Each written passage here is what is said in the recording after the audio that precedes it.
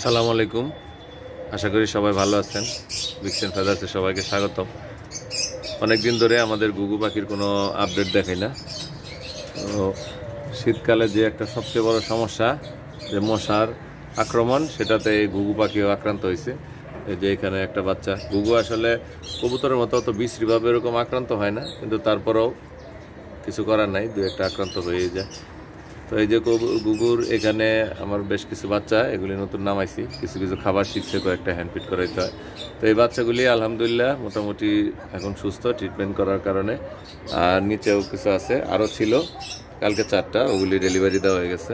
এগুলিও চলে যাবে খুব শীঘ্রই ইনশাল্লাহ। এই বাচ্চাগুলি বড় হওয়ার অপেক্ষায় আছে। তো যে গোটার প্রকোপটা, সেটা একটু কমে আসবে আর কিছুদিন পরেই।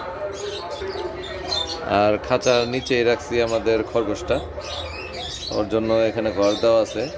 খুব শীঘ্র ওর জন্য একটা বড় খাঁচা তৈরি করব, এবং ওর একটা মেল সদস্য আনতে হবে।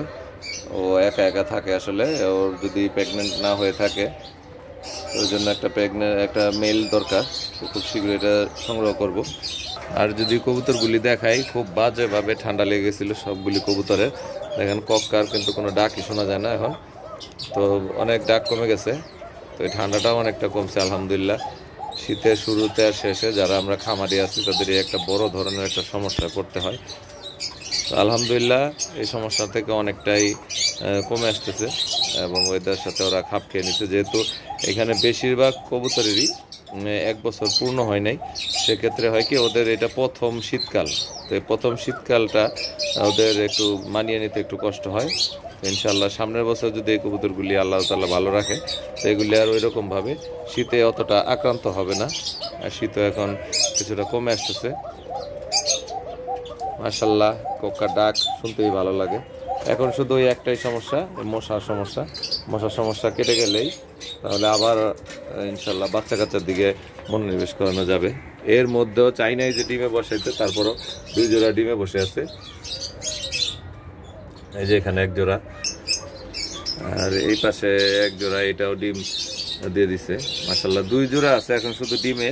এগুলি এখনো খালি। আসলে এগুলিতে কিছুদিন আগে বাচ্চা সরাইছি, আবার অসুস্থ হয়ে গেছে, তো এই কারণে আর হয় নাই। এই জোড়াটা মনে ডিম দিয়ে দিছে, যেহেতু বের হয় নাই, ডিম দিয়ে দেওয়ারই কথা। তো চাইলাম যে পরে আপনাদের কি আপডেট দেই। এখানে আসলে পানির পাত্রে পানি নাই, ওদেরকে একটু পানি দেই।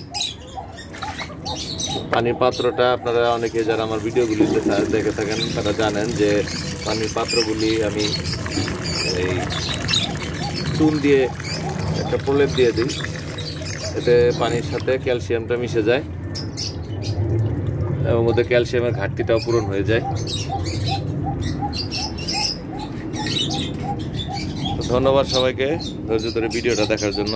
সবাইকে অনেক ধন্যবাদ। আপনারা আমার কবুতরের এই রোগ থেকে সুস্থতার জন্য সবাই অনেক অনেক বিভিন্ন পদ্ধতি জানাইছেন, এবং এগুলি আমি ব্যবহার করার ফলে অনেক উপকার হয়েছে। তো ইনশাআল্লাহ সামনের দিকেও যদি এরকম কোনো সমস্যায় পড়ে আপনারা সাহায্য করবেন।